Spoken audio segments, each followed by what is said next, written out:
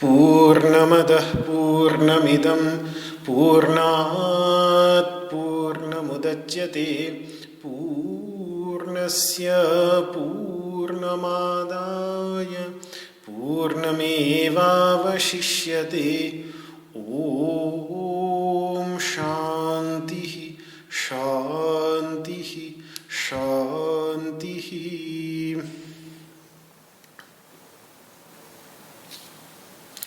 न त्वहं का वसुदेवसुतं देवं कंसचाणूरमर्दनं देवकी परमानन्दं कृष्णं वन्दे जगद्गुरुं। सर्वोपनिषदो गावो दोग्धा गोपालनन्दनः पार्थो वत्सः सुधीर्भोक्ता दुग्धं गीतामृतं महत्। न कामयेऽहं गतिमीश्वरात् पराम् अष्टर्धियुक्तां पुनर्भवं वा आर्तिं प्रपद्येऽखिलदेहभाजाम् अन्तस्थितो येन भवन्त्यदुःखाः। विश्वं दर्पणदृश्यमाननगरी तुल्यं निजान्तर्गतम्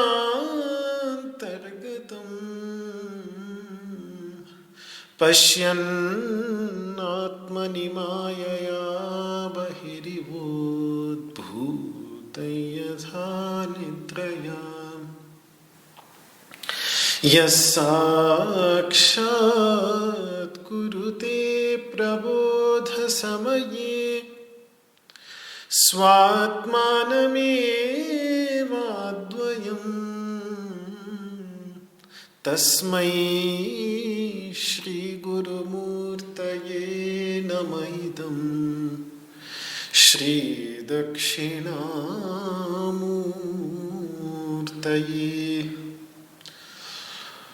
ॐ शान्तिः शान्तिः शान्तिः।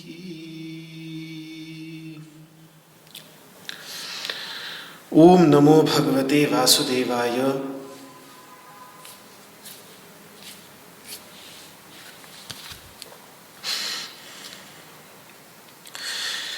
श्रीमद् भगवत गीता के सांख्य योग नामक दूसरे अध्याय के 44वें श्लोक पर विचार चल रहा था, जिसमें भगवान ये बतलाते हैं कि ऐसे लोग जो भोग और ऐश्वर्य में बहुत ही आसक्त हैं और वेद की पुष्पित वाणी से जिनका चित्त अपहृत हो गया है, परम पुरुषार्थ मोक्ष से, भगवत प्राप्ति से हटा दिया गया है, ऐसों को समाधि में प्राप्त होने वाली व्यवसायात्मिका बुद्धि, निश्चयात्मिका बुद्धि, जो एक बुद्धि है, वो बुद्धि प्राप्त नहीं होती। इस बुद्धि को तो वही प्राप्त कर सकता है जो समभावना को प्राप्त करके सुख दुख, लाभालाभ और जय पराजय में सम होकर, अर्थात समस्त कामनाओं से रहित होकर जो अपने कर्तव्य कर्म करता है, वही इस समाधि में, एकाग्रता में प्राप्त होने वाली बुद्धि को, निश्चयात्मिका एक बुद्धि को प्राप्त कर सकता है। भोगैश्वर्य प्रसक्तानाम तया अपहृत चेतसाम। तया मतलब उस पुष्पित वाणी से, जिस पुष्पित वाणी का निरूपण अब तक करते आए हैं, उससे अपहृत चेतसाम, उससे जिसका चित्त, जिसके अंतःकरण का, जिसकी प्रज्ञा का हरण कर लिया गया है, जिसकी समझ का हरण कर लिया गया है। और ये भगवान स्वयं ही आगे बतलाएंगे स्थित प्रज्ञ के संदर्भ में। जब स्थित प्रज्ञ का निरूपण करेंगे तो वहां पर भगवान स्वयं बतलाएंगे कि जब तक ये इंद्रियां विषय जगत में विचरण करती रहेंगी और मन इनके पीछे पीछे भागता रहेगा, तो फिर वो इंद्रियां इस जीव की प्रज्ञा का हरण करती रहेंगी। ठीक उसी प्रकार से जैसे वायु जल में पड़ी हुई नौका को कहीं का कहीं ले जाकर पटक देती है। तो जब तक अंदर से व्यक्ति अपने मन को एकाग्र नहीं करेगा, तब तक चित्त का अपहरण होता ही रहेगा।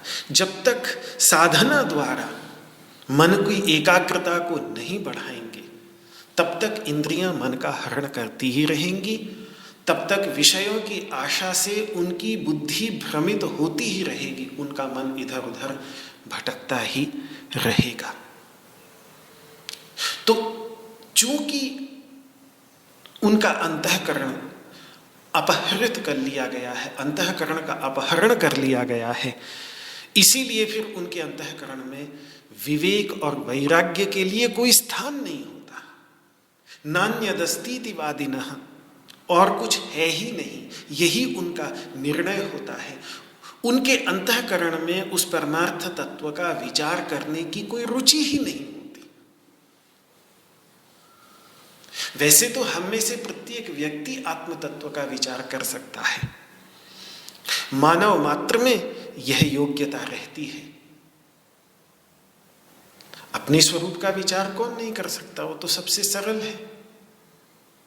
विषयों का विचार करने में परिश्रम है, अपने स्वरूप का विचार करने में, जो सबसे निकटस्थ तत्व है, उसका विचार करने में समस्या नहीं, कोई समस्या नहीं। लेकिन जिसके अंतःकरण को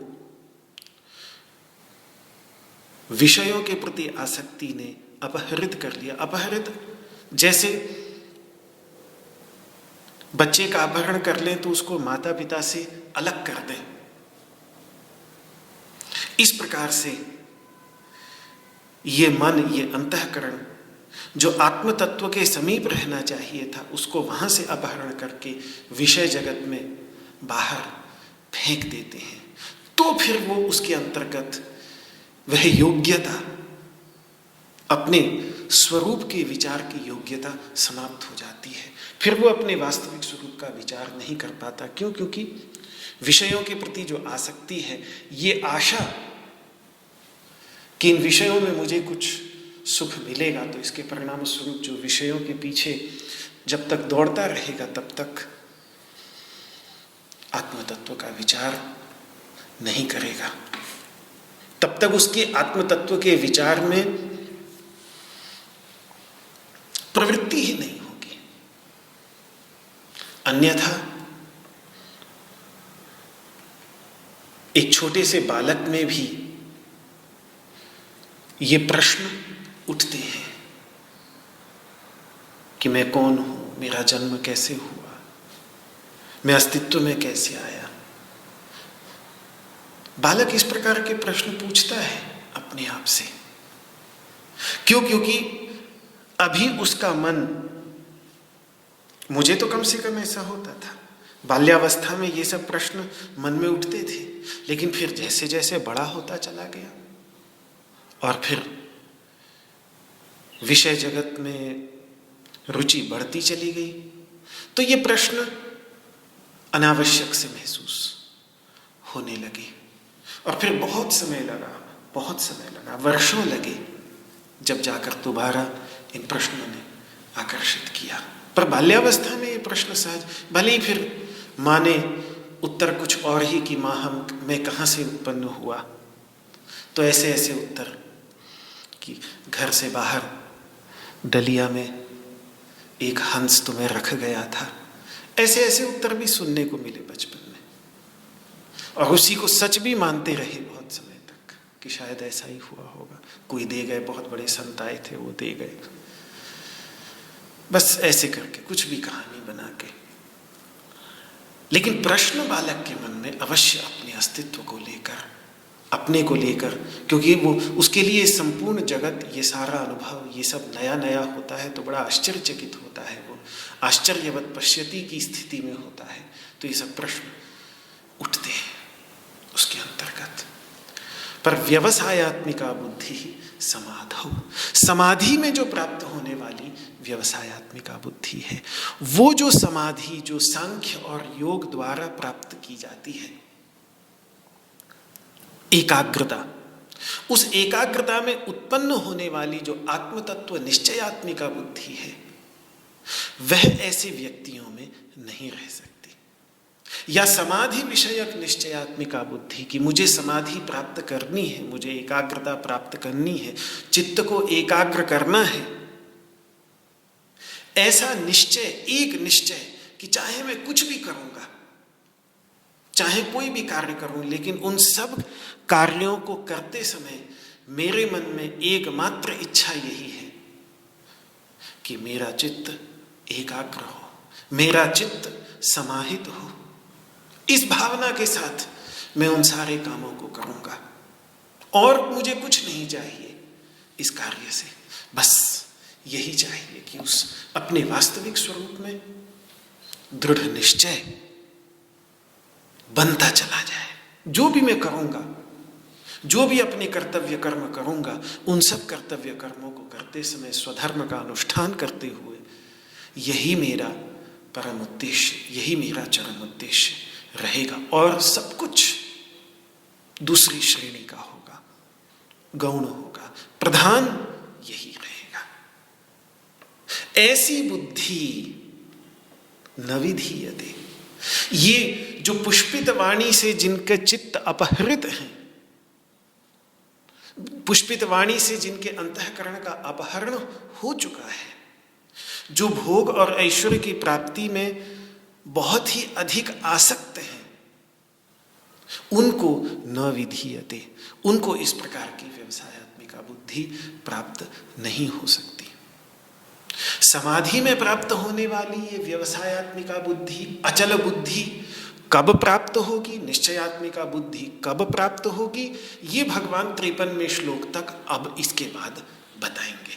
पहले तो यहां तक 44वें श्लोक में ये बतला दिया कि किनको ये प्राप्त नहीं होती। जो ऐसी स्थिति में अपने को पाते हो वो आशा ही छोड़ दें।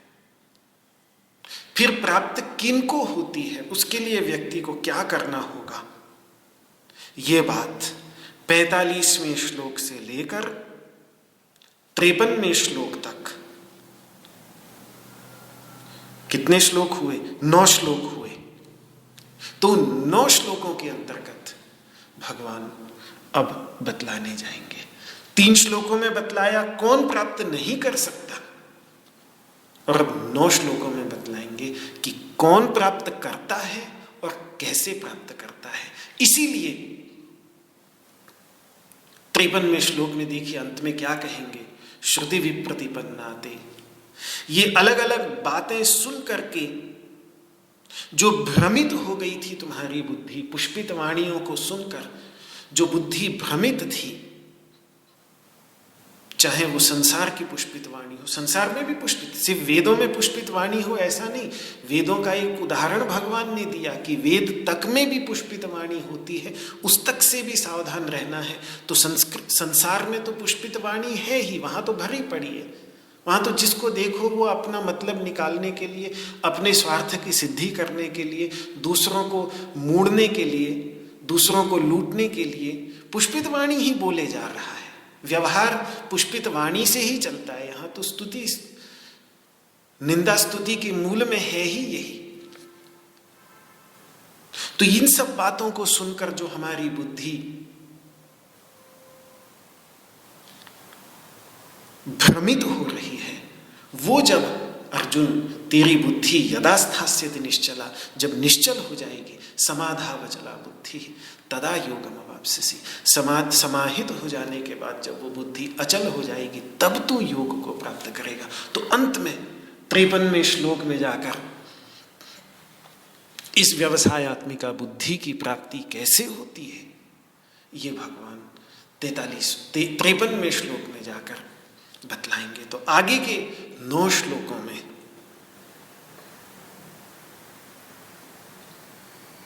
ये बात आएगी।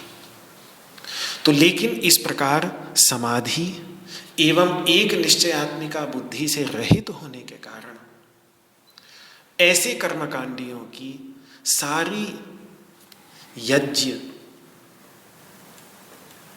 पूजा, ये जितनी भी कर्म हैं, ये सारे के सारे राजसिक ही बने रहते हैं, सात्विक नहीं बन पाते। आगे इसीलिए भगवान अब नित्य सत्वस्थ होने की बात कहेंगे। ये यज्ञ, ये दान, ये तप, ये पूजा, ये देवार्चन, ये तीर्थाटन, ये सब धार्मिक कृत्य सात्विक बन सके, इसके लिए समत्व भावना से युक्त होकर, फलाकांक्षा से रहित होकर इन्हें करना परम आवश्यक है। ये बात 17वें अध्याय में यज्ञ का, सात्विक यज्ञ का निरूपण करते हुए अफलाकांक्षी भी फल की आकांक्षा से रहित होकर यष्टव्यमेवेति, मुझे यज्ञ करना है बस, इस भावना से मनः समाधाय, मन को एकाग्र करके जो यज्ञ किया जाता है। और यज्ञ केवल आग जलाकर उसमें घी और सामग्री डालना नहीं, ये जो हम कर रहे हैं ये भी यज्ञ है। योग का अभ्यास भी योग यज्ञ है। माता पिता की सेवा भी एक प्रकार का यज्ञ है। मनुष्यों की सेवा, इस समाज की सेवा करना, वो भी एक प्रकार का यज्ञ है। और प्राणी मात्र की सेवा करना भी एक प्रकार का यज्ञ है। उसमें फल की आकांक्षा से रहित होकर जब करेगा और करना ही है मुझे बस, इस प्रकार मन को समाहित करके करेगा, तब जाकर ये सात्विक बनेगा, तब जाकर हमारे आंतरिक आध्यात्मिक विकास का साधन बनेगा। अगर फल की इच्छा से युक्त होकर कर रहा है, दूसरों को दिखाने के लिए कर रहा है कि समाज में मेरा सम्मान बढ़े, तो वो यज्ञ राजसिक हो जाएगा। अभिसंधायतु फलम दंभार्थम अपि चैवयत् इज्जते भरत श्रेष्ठ। अभिसंधायतु फलम, फल की इच्छा रखकर, दंभार्थ, दंभ मतलब धर्मध्वजित्व, मैं बड़ा धर्मात्मा हूं, ये समाज में सब लोग स्वीकार कर ले, इस भावना के साथ जो यज्ञ करेगा वो राजसिक होगा। तो पुष्पित वाणी को बोलने वाले कामात्मा जो है, जो या तो उन यज्ञों को करते समय उन यज्ञों के शुभ कर्मों के फल के इच्छुक हैं, या समाज में ये दिखाना चाहते हैं कि हम बड़े धर्मात्मा हैं, हमारा सम्मान बढ़े, लोग हमारा सम्मान करें, तो इस भावना के साथ चाहे वो यज्ञ कर ले, चाहे देवार्चन कर ले, तीर्थाटन कर ले, गंगा यमुना नर्मदा आदि देव नदियों में स्नान कर ले, संगम स्नान कर ले, पंचप्रयाग स्नान कर ले, वो सब राजसिक ही रहेगा। तो भगवान ये जो राजसिक कर्मकांड है, जिसमें फल की इच्छा होती है, जिसमें प्रदर्शन की भावना होती है, उससे ऊपर उठाने के लिए, जिससे सात्विक कर्मकांड में ला सकें अर्जुन को, जिसमें फल की इच्छा नहीं होती, जिसमें मुझे करना है केवल इस भावना से मन को समाहित करके किया जाता है, इस सात्विक भावना में अर्जुन को लाना है। इसीलिए 3 श्लोकों के अंतर्गत भगवान ने राजसिक कर्मकांड की निंदा करके अब आगे के श्लोकों में सात्विक कर्मकांड, सात्विक जो कर्म है, सात्विक जो वैदिक कर्म है, शुभ कर्म है, पुण्य कर्म है, उसकी स्तुति, उसकी प्रशंसा भगवान करेंगे। तो कुल मिलाकर वही बात कि इन कृत्यों को करते समय भावना का ध्यान रखना बहुत अधिक आवश्यक है। व्यक्ति गंगा के तट पर बैठा है, इससे और गंगा के तट पर ध्यान कर रहा है, केवल इतने मात्र से वो संत नहीं हो जाता। वहाँ किस भावना से बैठा हुआ है, ये केवल वही जान सकता है। और वो भावना निर्णायक होगी कि गंगा के तट पर बैठना आध्यात्मिक दृष्टि से उस व्यक्ति के लिए कितना लाभकारक, लाभ तो होगा। पुण्य नदी है, पवित्र नदी है, उसके तट पर बैठेंगे, लाभ तो होगा। गर्मी में वैसे ही बैठ जाएंगे तो कम से कम तरावट तो मिलेगी ही, उतना लाभ तो होगा ही। पर उससे अधिक लाभ भावना पर निर्भर करेगा, श्रद्धा पर निर्भर करेगा। इसीलिए ऊपर जो कुछ मैंने कहा उस सब के साथ साथ इस बात का भी ध्यान रखना चाहिए कि जीव सेवा, प्राणी मात्र के प्रति दया एवं करुणा की भावना, यहाँ तक कि मंदिरों में जाकर, गंगा तट पर जाकर पुष्प आदि पूजा द्रव्यों का समर्पण करना, पूजा करना, साष्टांग नमस्कार करना, ध्यान करना, मंत्र का जाप करना, ये सब ज्ञान की प्राप्ति के परम अद्भुत साधन है। क्यों? क्योंकि ये मन में ऐसे वातावरण का निर्माण करते हैं जो मानसिक वातावरण अपने वास्तविक स्वरूप का साक्षात्कार करने के लिए परमावश्यक है। इन साधनाओं को करने से हमारा मन, हमारे चित्त में विचारों का प्रवाह व्यर्थ के अनावश्यक विचारों से मुक्त होकर शुभ विचारों से युक्त होता है, जिससे ऐसे एक शांत, सात्विक, आंतरिक वातावरण का निर्माण होता है। इसलिए ये साधन परमावश्यक है। और किसी भी भावना से करें, सकाम भावना से ही चाहे करें, इनका प्रभाव तो पड़ेगा, इसमें कोई शक नहीं है। मन में कुछ ना कुछ शांति, सुख, चैन तो आएगा ही, भले ही सकाम भावना से भी करे तब भी कोई बात नहीं।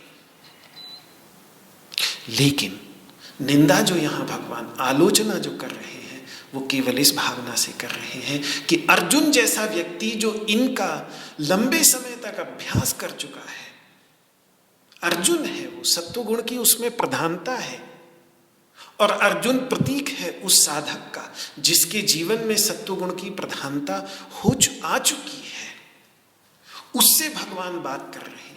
भगवान का उपदेश सभी के लिए सहायक है, लेकिन सीधे सीधे जिसको वो आदेश दे रहे हैं वो आदेश है अर्जुन, यानी ऐसा साधक जिसके अंतर्गत सत्वगुण की प्रधानता, आज रजोगुण तमोगुण से ऊपर उठ चुका है और सत्वगुण प्रधान हो चुका है। तो ऐसी स्थिति में मौजूद है उसके लिए कि वो विद्यमान सकाम भावना से ऊपर उठकर उसमें निष्काम भावना को उत्पन्न करने की प्रेरणा करें। अधिकारी देखना बहुत अधिक आवश्यक है। अधिकारी वही है जो इन साधनों का बहुत लंबे समय तक कामना से युक्त होकर ही सही अभ्यास करता रहा हो। उससे पहले अर्जुन जैसी अवस्था में पहुंच चुके अधिकारी से पहले अनधिकारी को ऐसी बातें कहकर भ्रमित नहीं करना चाहिए। आगे भगवान स्वयं कहेंगे 3 अध्याय में। इसीलिए इस प्रकार की सकाम कर्मकांड की भी निंदा योग्य अधिकारी को देखकर ही की जाती है, अन्यथा भगवान तीसरे अध्याय में स्पष्ट कह देते हैं, न बुद्धि भेदम जनयेद अज्ञानम कर्म संगिनाम। अरे जो कर्म में आसक्त हैं अज्ञानी, उनकी बुद्धि को मत भटकाओ, उनको कर्मों में ही लगाओ। कम से कम वो कर्म के प्रति आसक्त, शुभ कर्म में आसक्त होकर अशुभ कर्म में लगे तो हुए हैं। और उल्टे भगवान तो यहाँ तक आदेश दे रहे हैं कि तुम अपने को ज्ञानी समझते हो तो तुम भी वो लगे रहें और कहीं तुमको देखकर छोड़ न दें। तो इसके लिए तुम भी लगे ही रहना, छोड़ना मत। ये तक भगवान कहेंगे कि अगर तुम्हें लगता है कि ज्ञान हो गया है तुम्हें अर्जुन, तब भी लगे रहना, छोड़ना मत, जिससे वो कहीं तुम्हें देखकर भ्रमित होकर ना छोड़ दें, क्योंकि उनका अकल्याण हो जाएगा। यदि कोई पार पहुंचने के बाद भी नाव में आसक्त रहता है तो उससे नाव छुड़ानी पड़ती है, लेकिन यदि पार पहुंचने से पहले ही छुड़वाएंगे तो फिर तो बेचारा नदी में डूब ही जाएगा। और अभी नाव में बैठा ही नहीं, उससे पहले ही आप छुड़वा देंगे तो बेचारा कभी पार ही नहीं पहुंच पाएगा।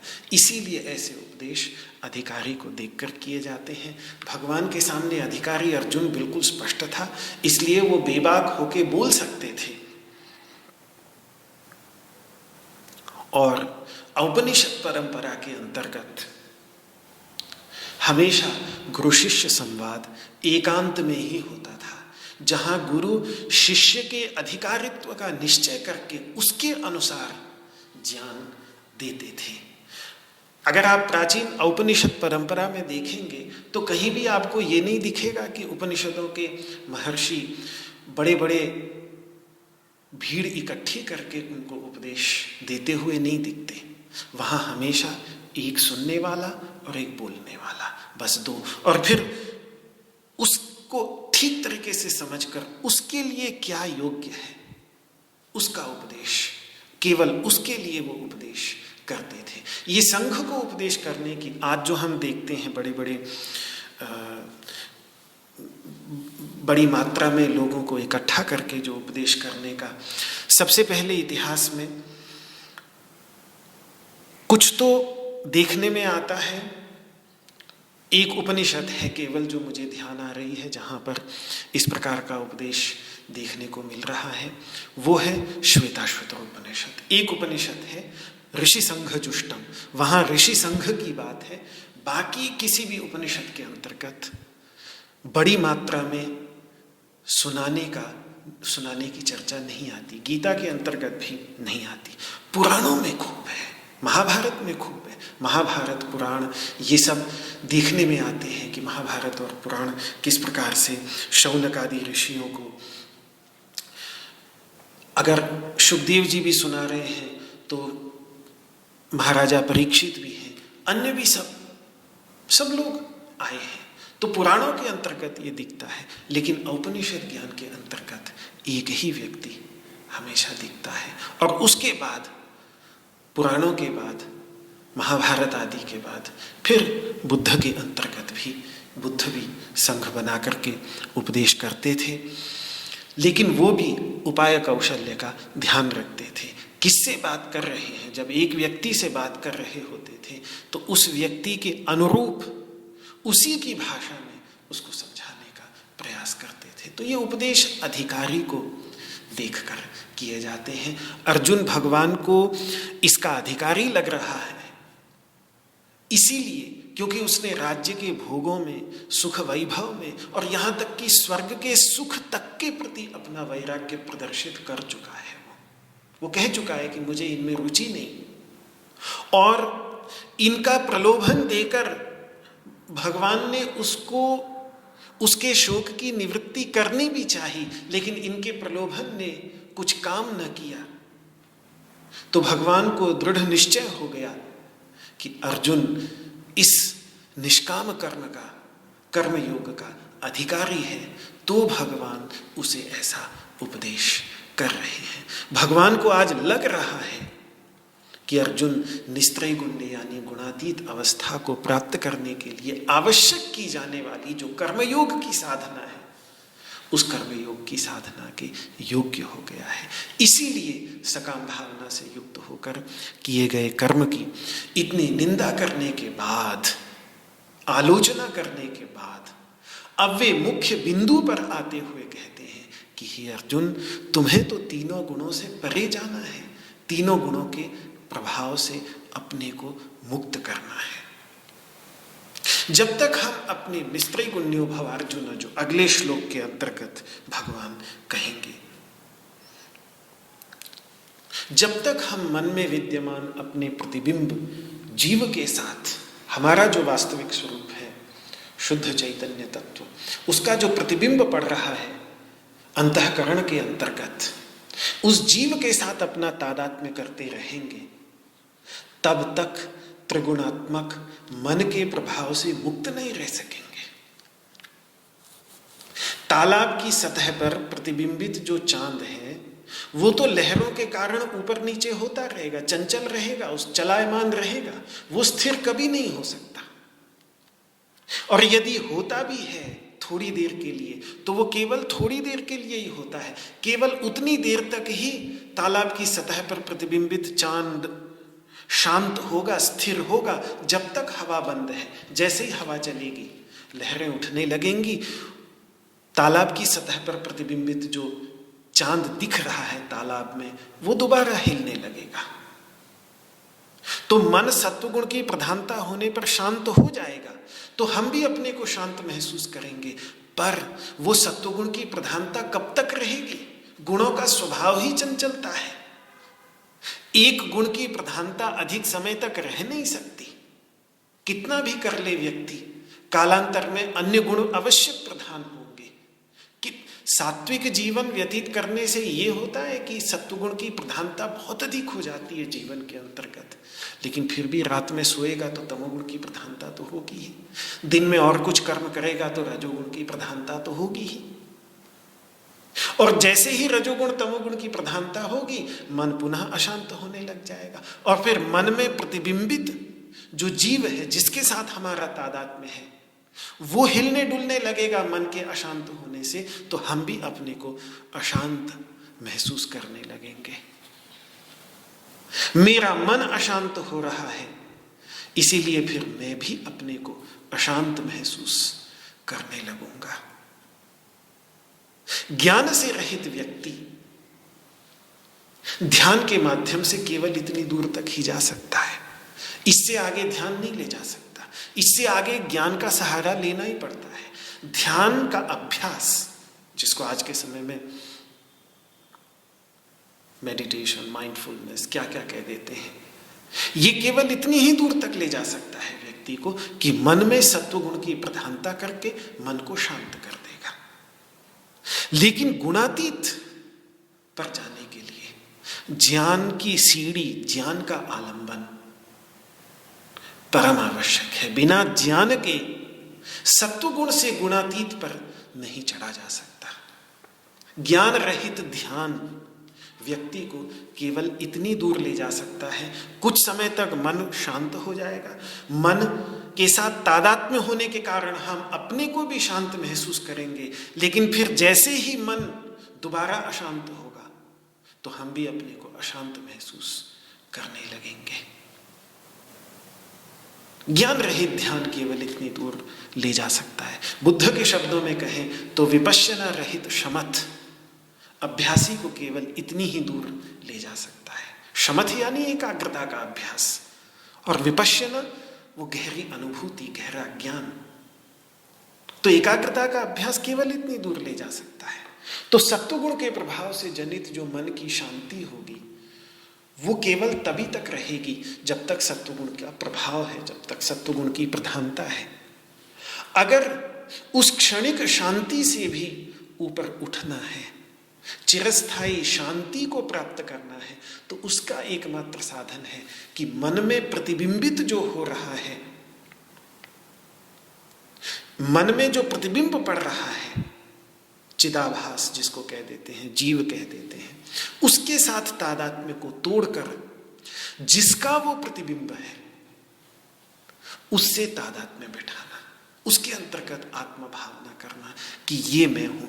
वो कभी भी अशांत नहीं होता। वो उस चांद की तरह है, ऊपर के चांद की तरह, जिसका प्रतिबिंब नीचे सतह में पड़ रहा है।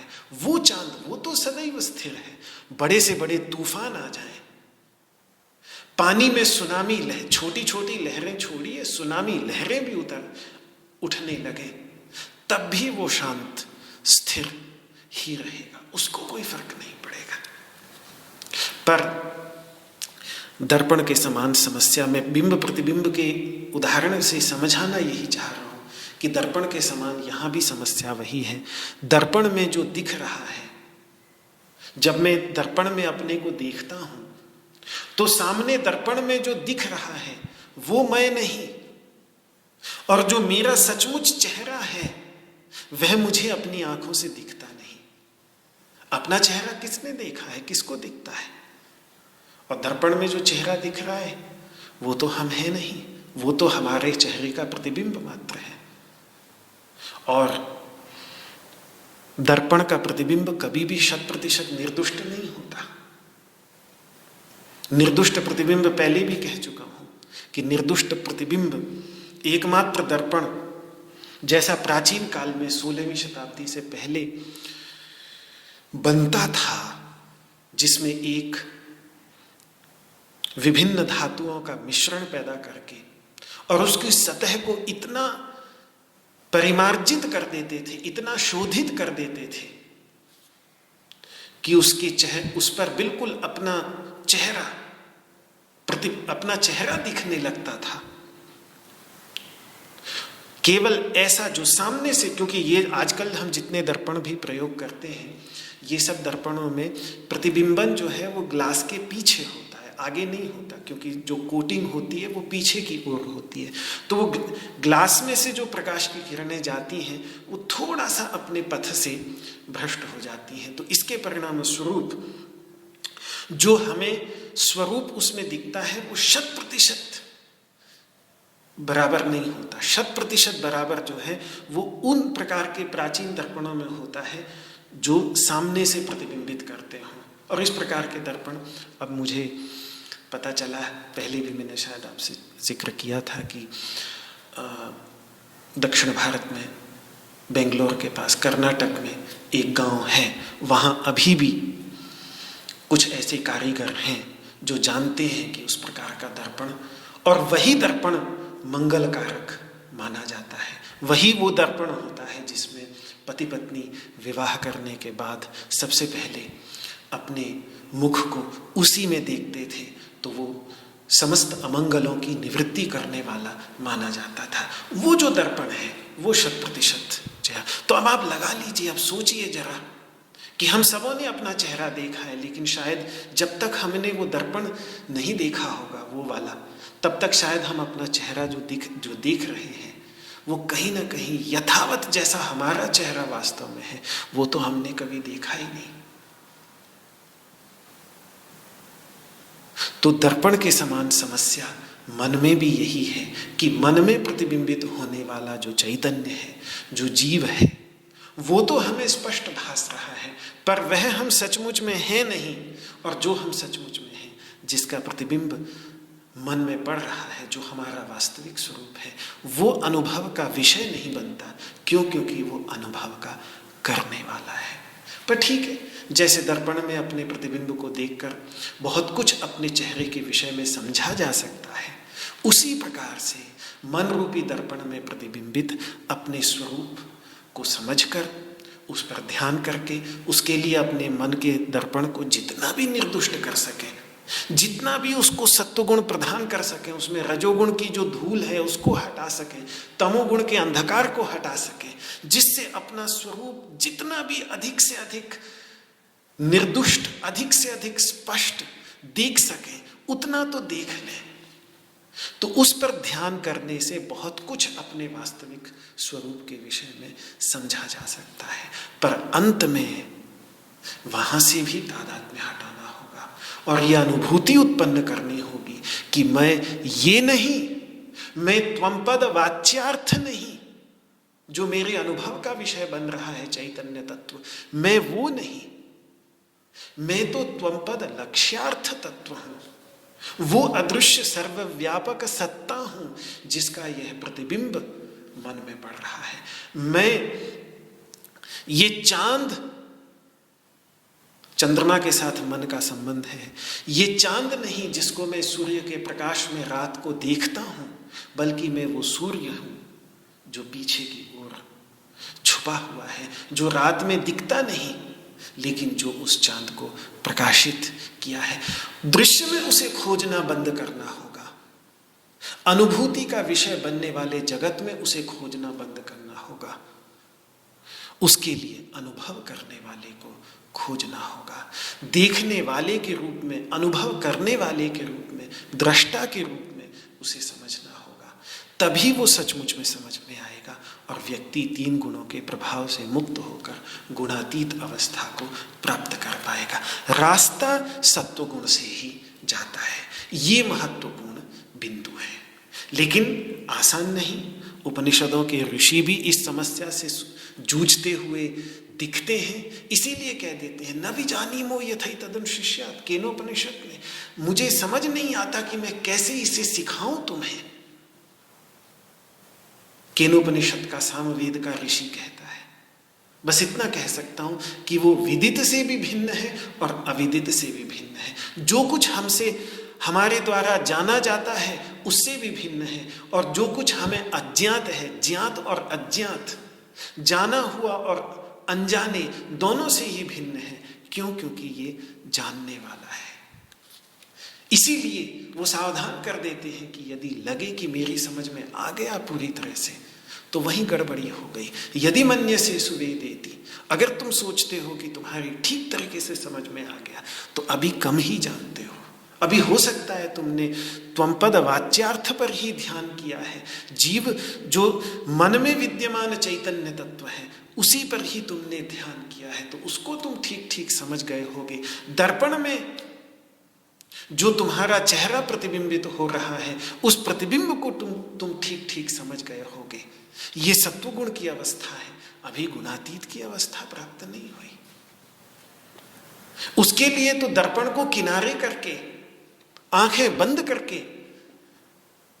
अंदर से दर्शन करना होगा, वही एकमात्र साधन है। इसीलिए ऋषि कह देता है यदि मन्यसे सुवेदेति, अगर तुम्हें लगता है कि तुम अच्छी तरह से जानते हो, तो धर्मेवापि नूनं त्वं वेत्थ ब्रह्मणो रूपम, तो फिर तुमने अभी अपने वास्तविक परब्रह्म स्वरूप को कम ही जाना है। क्यों? क्योंकि उसके विषय में तो बाद में जब गया वापस शिष्य और उसने और उस पर गहराई से चिंतन किया और वापस आया गुरु के पास, और गुरु ने कहा अब बोलो, क्या बोलते हो, आया समझ में?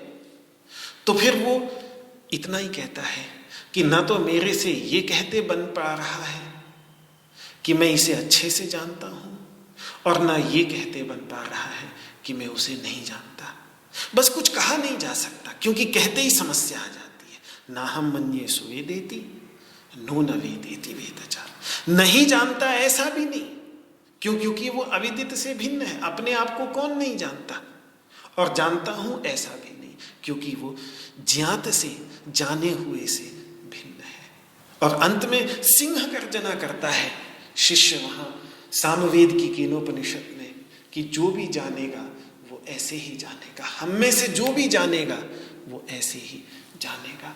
और इस प्रकार से जानना प्रत्येक जानने की क्रिया में संभव है। इसीलिए फिर वो उपनिषद कह देती है प्रतिबोध विदितम मतम, जानने के प्रत्येक क्षण में, चाहे हम कुछ भी चिंतन, कुछ भी विचार कर रहे हो, एक बार मन में पड़ने वाले प्रतिबिंब से ध्यान हटकर अपनी ओर ध्यान वापस चला जाए, व्यक्ति उस गुणातीत अवस्था में चला जाए, फिर चाहे कुछ भी विचार आए उससे कोई फर्क ही नहीं पड़ता। क्यों? क्योंकि प्रत्येक विचार को प्रकाशित करने वाला जो चैतन्य तत्व है, वो विचार अच्छा हो, बुरा हो, शांत हो, अशांत हो, मूढ़ हो, कैसा भी विचार क्यों ना हो, उसको प्रकाशित करने वाले चैतन्य तत्व की जिसे विस्मृति नहीं होती, वो व्यक्ति तो प्रत्येक मन की अवस्था में शांत ही रहेगा, वो कभी भी अशांत नहीं होगा। उसका मन अशांत भी हो जाएगा तो भी वो, उसके मन में सत्वगुण की प्रधानता रहे न रहे, उसके मन में रजोगुण की प्रधानता हो जाए, उसके मन में तमोगुण की भी प्रधानता हो जाए, तो भी वो ध्यानस्थ ही रहेगा। इसीलिए तो कहते हैं निद्रा समाधि स्थिति ही। इस अनुभूति में पहुंच जाने के बाद निद्रा भी समाधि बन जाती है। तो त्वम पदार्थ का शोधन इसी जटिलता को, उलझन को सुलझाने का एक बहुत ही सुंदर साधन है। ज्ञात अज्ञात दोनों से भिन्न उस ज्ञाता तत्व को पकड़कर ही व्यक्ति इस त्रिगुणात्मक जगत से ऊपर उठ सकता है। इसके अतिरिक्त और कोई साधन नहीं, और उस साधन की ओर अग्रसर करना चाहते हैं भगवान। इसीलिए रजोगुण से निकालकर सत्वगुण की ओर लाना चाहते हैं, जिससे सत्वगुण में पहुंचकर व्यक्ति फिर वहां से गुणातीत में उतर सके। तो उस तत्व तक पहुंचने में वेद शास्त्र बहुत बड़े सहायक भी हैं और रुकावट भी। बिल्कुल वैसे ही जैसे एक गाड़ी सहायक भी है अपनी मंजिल तक पहुंचने में, और फिर यदि घर के सामने खड़ी करके यदि आप उस गाड़ी में ही बैठे रहें तो फिर घर में कैसे प्रवेश करेंगे? अंत में गाड़ी छोड़नी पड़ेगी। उस समय बहुत महंगी गाड़ी है, ये तो 50 लाख की गाड़ी है, इसको कैसे छोड़ के मैं घर के अंदर जाऊंगा? तो बस फिर तो नहीं, फिर तो मंजिल की प्राप्ति में बाधक भी बन जाएगी। तो यही कारण है कि उपनिषद उस अवस्था में पहुंचने से पहले शास्त्रों तक को भी किनारे कर देने की बात करते हैं। कभी ब्रह्मबिंदु उपनिषद कह देती है कि धान निकाल लिया तो उसके बाद भूसी छोड़ दो। कभी अमृतनादोपनिषद कह देती है कि घर के दरवाजे पर पहुंच गए तो मशाल को बाहर ही छोड़ दो। अंदर में तो दीपक का प्रकाश है, अंतर में तो चैतन्य तत्व का प्रकाश है। ये शास्त्रीय ज्ञान का प्रकाश तो दरवाजे तक पहुंचने के लिए था, मशाल की तरह, टॉर्च की तरह, कि बस वहां तक पहुंच जाए। तो अगले श्लोक में अब भगवान जो निस्त्रैगुण्यो भवार्जुन कह रहे हैं उसके पीछे यही भावना है। 45वें श्लोक का उच्चारण कर लें।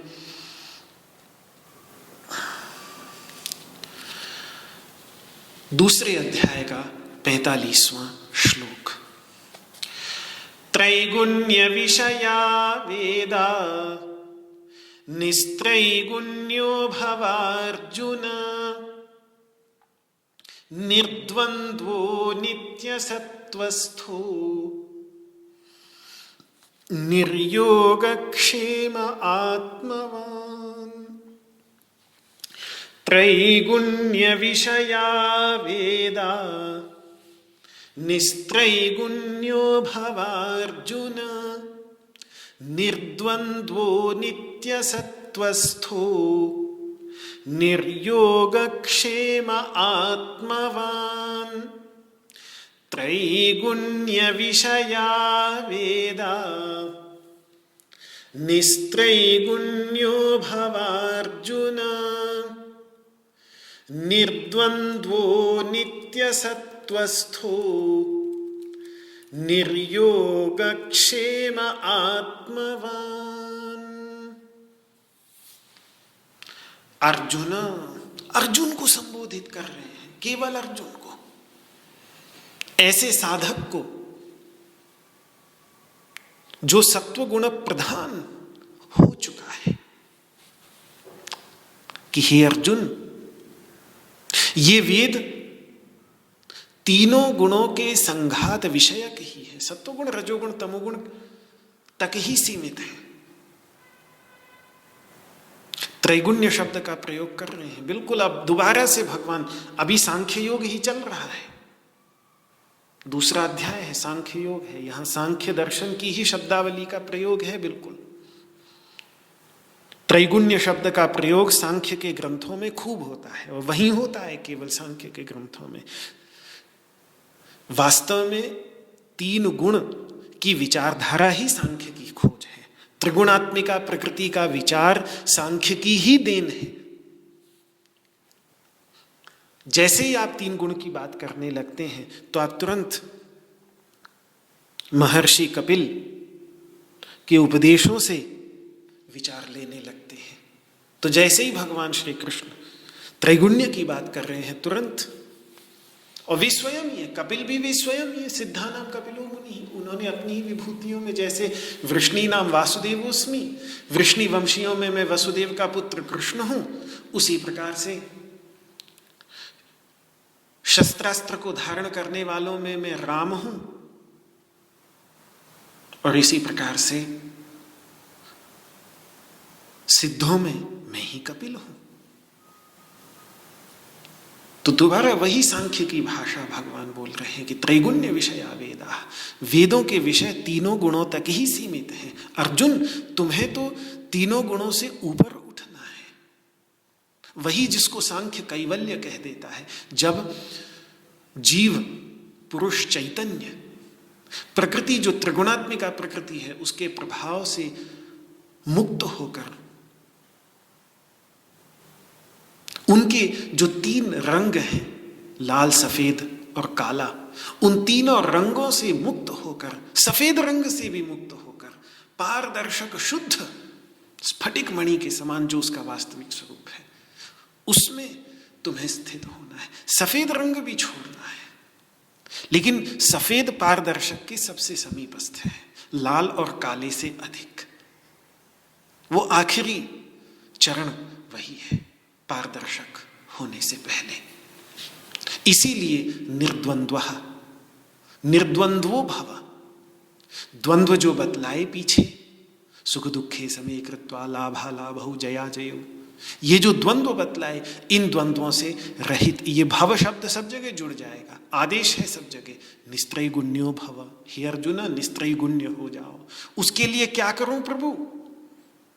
तो निर्द्वंद्वो भव, निर्द्वंद्व हो जाओ।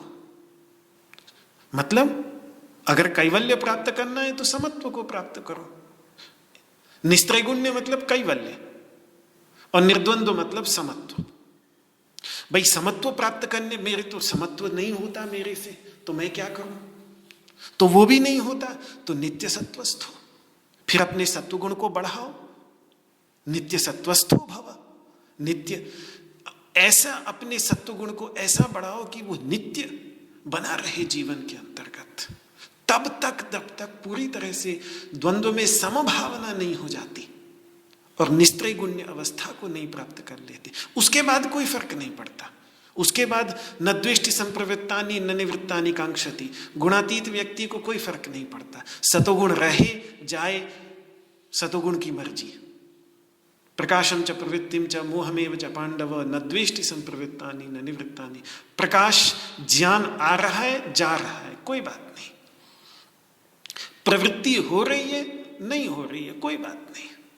मोह मन को व्याप रहा है, नहीं व्याप रहा, कोई बात नहीं। आते हैं तीनों तो ठीक, जाते हैं तीनों तो ठीक। गुणातीत की ये अवस्था है, गुणातीत को फर्क नहीं पड़ता। लेकिन जब तक गुणातीत नहीं बनता तब तक एकमात्र साधन नित्य सत्वस्थ होना ही है। फिर तो सात्विक जीवन बनाने के लिए सारा प्रयत्न लगाना ही पड़ेगा, और नित्य सत्वस्थ भी नहीं हुआ जाता तो फिर योगक्षेम की ओर से ध्यान हटाओ थोड़ा सा। निर्योगक्षेमो भव। बस ये जोड़ तोड़ में जो लगे रहते हैं कि मुझे ये भी चाहिए, ये भी चाहिए, ये भी चाहिए, अब ये हो गया है तो इसको बचाने के लिए क्या करूं, इसको कैसे बढ़ाऊं। अप्राप्त की प्राप्ति को योग कहते हैं और प्राप्त की रक्षा को क्षेम कहते हैं। इसमें ही जो लगा रहेगा व्यक्ति जीवन भर, आवश्यकता सभी को है, सभी को अपना योगक्षेम चलाना है। लेकिन अगर जीवन का प्रधान बिंदु ही वही है, सुबह से लेकर शाम तक वही हमारे जीवन का उद्देश्य, प्रमुख उद्देश्य ही वही है, तो फिर पशु में और हम में तो वो भी सुबह से लेकर शाम तक योगक्षेम में लगे रहते हैं, तो फिर कोई फायदा नहीं हुआ। फिर इसका मतलब ये है, अगर नित्य सत्वस्थ नहीं हो पा रहा है व्यक्ति, तो इसका मतलब फिर योगक्षेम को उसने अधिक प्रधानता दी हुई है। थोड़ा सा वहां से ध्यान हटाकर इस ओर ध्यान लगाना पड़ेगा। इसीलिए फिर भगवान कह रहे हैं निर्योगक्षेम भव, निर्योगक्षेम हो। और वो भी अगर नहीं होता, महाराज हमसे तो ये भी नहीं होता, तो फिर आत्मवान भव, फिर थोड़ा अपने ऊपर संयम करो, प्रमाद का परित्याग करो, अप्रमत्त हो, प्रमाद का परित्याग करो।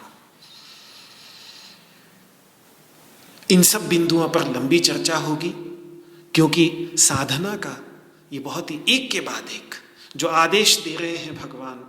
सबसे पहला ये भव जो है, सबसे पहले हमें इस श्लोक में ये समझना है कि भव मतलब हो जाओ, हो, ये एक आदेश है भगवान श्री कृष्ण दे रहे हैं अर्जुन को। सबसे पहला आदेश है निस्त्रैगुण्यो भव।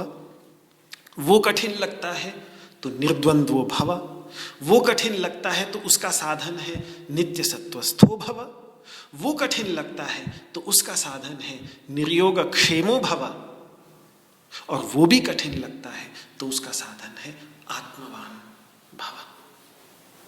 एक एक पौड़ी है, ये बिल्कुल पौड़ी का श्लोक है ये, कि आत्मवान पहली पौड़ी, योगक्षेम निर्योगक्षेम दूसरी पौड़ी, नित्य सत्वस्थ तीसरी पौड़ी, निर्द्वंद्व चौथी पौड़ी, और निस्त्रैगुण्य छत है बिल्कुल। उसके आगे तो कुछ रहा ही नहीं। लेकिन त्रैगुण्य वेद जो है वो त्रैगुण्य तक ही सीमित है। और ये कोई भगवान श्री कृष्ण कह रहे हो ऐसा नहीं, खुद वेद कहता है इस बात को। तैत्तिरीय उपनिषद उठा के देख लीजिए, विज्ञानमय कोश, जो विज्ञानमय कोश है, विज्ञानमय कोश के अंत वेद का स्थान कहां पर है? अगर आप पंचकोशों में देखें तो जो पंचकोशों की चर्चा तैत्तिरीय उपनिषद के अंतर्गत की गई है, तैत्तिरीय उपनिषद में वेद का स्थान विज्ञानमय कोश में है। विज्ञानमय कोश के धरातल पर रहता है वेद।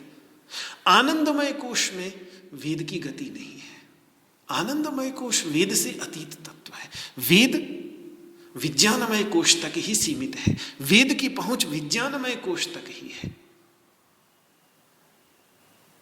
विज्ञानमय कोश का निरूपण करते समय विज्ञानमय कोश के अंतर्गत वेद का स्थान स्वयं, और विज्ञानमय कोश जो है वो त्रिगुणात्मक है। उसके अंतर्गत तीनों गुणों की प्रधानता रहती है। बुद्धि त्रिगुणात्मिका है, त्रिगुणात्मिका प्रकृति का कार्य होने के कारण बुद्धि त्रिगुणात्मिका है। तो ऐसी त्रिगुणात्मिका प्रकृति में, त्रिगुणात्मिका बुद्धि में रहने वाला वेद भी त्रिगुणात्मक ही होगा। तो त्रैगुण्य, इसीलिए जो भगवान कह रहे हैं त्रैगुण्य विषया वेदाः, वो कोई वेद विरुद्ध बात नहीं बोल रहे हैं, कोई वेद की निंदा नहीं, स्वयं जो वेद अपने विषय में कह रहा है उसी बात को भगवान यहां पर कह रहे हैं। त्रैगुण्य शब्द का अर्थ होता है, थोड़ा सा त्रैगुण्य शब्द पर विचार कर लें, तीनों गुणों का समाहार। ये जो तीन गुण हैं, सुख और ज्ञान देने वाला सत्वगुण, दुख और कर्म में प्रेरित करने वाला रजोगुण, और मोह एवं प्रमाद में लगाने वाला तमोगुण, ये तीनों गुणों का संग्रह, ये तीनों गुणों का संघात, ये तीनों गुणों का एक समूह, उस एक समूह को त्रैगुण्य कहेंगे। जैसे चार वर्णों के समूह को चातुर्वर्ण कहते हैं, इसी प्रकार से तीन गुणों के समूह को त्रैगुण्य कहेंगे। तीन लोगों का समूह एक होता है ना, जैसे तीन लोग खड़ा कर दो तो एक समूह हो गया, तो इस प्रकार से तीन गुणों का समूह। तो ये त्रिगुणात्मक संसार, मतलब सुख दुख मोहात्मक संसार, यही कुल मिलाकर इसका अर्थ है। वही वेदों का विषय है, जिसको वेद प्रकाशित करते हैं वो इतना ही है। अपर विद्या, अपरा विद्या, जो दो प्रकार की विद्याएं बताई गई हैं मुंडकोपनिषद के अंतर्गत, उसमें जब अपरा विद्या ऋग्वेदो यजुर्वेद सामवेदो अथर्वांगिरसः शिक्षा कल्पो व्याकरणम निरुक्तम छंदो ज्योतिषमिति, ये सब अपरा विद्या है। ये सब हद से हद तक सत्वगुण तक ले जा सकती है। सत्वगुण की पराकाष्ठा ऋतंभरा प्रज्ञा तक ले जाएगी। उसके बाद नहीं, उसके बाद तो फिर पराविद्या ही है जो गुणातीत तक पहुंचाने की क्षमता रखती है। पर यह समस्या वेद में नहीं, वेद की समझ में है। इस पर और विस्तृत विचार मैं कल करूँगा, क्योंकि वेद के प्रत्येक मंत्र की 3 व्याख्याएं संभव होती हैं। एक यज्ञपरक कर्मकांड परक व्याख्या, एक ध्यान परक उपासना परक व्याख्या, और एक ज्ञान परक समाधि परक व्याख्या। वेद का कोई भी मंत्र हो, उस प्रत्येक मंत्र की ये 3 प्रकार की व्याख्याएं निरुक्त के आचार्यों ने स्वीकार की हैं। उनमें से यज्ञपरक व्याख्या और ध्यानपरक व्याख्या ये त्रिगुण तक ही सीमित रहती है, त्रैगुण्य तक ही सीमित रहती है।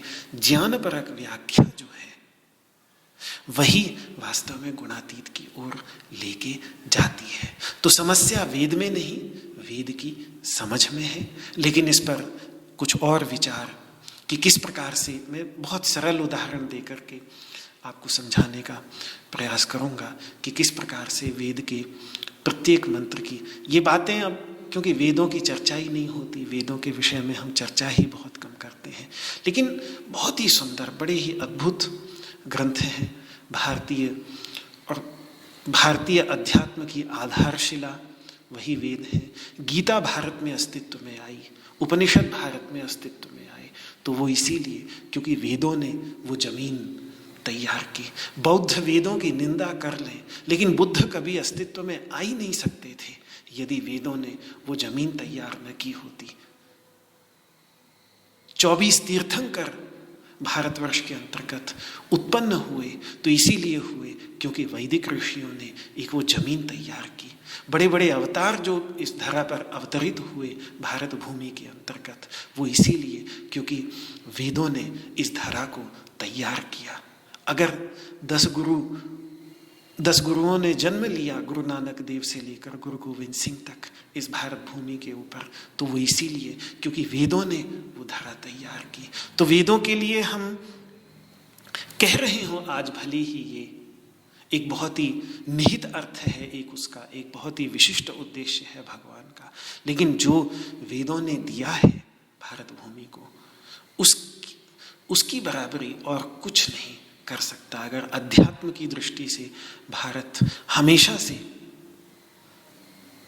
इस विश्व का गुरु रहा है तो वो वेदों के कारण ही है, वैदिक ऋषियों के ही कारण है। तो इस पर भी कुछ और विचार मैं आपके सामने कल प्रस्तुत करूंगा। आज इस वाक पुष्पांजलि को भगवान श्री कृष्ण के श्री चरणों में समर्पित करता हूं।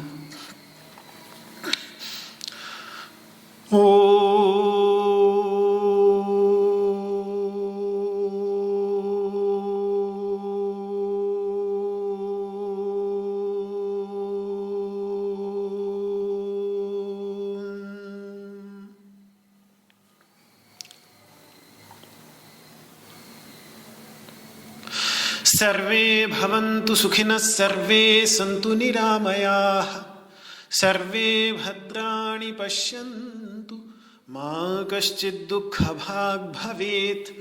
ॐ शान्तिः शान्तिः शान्तिः।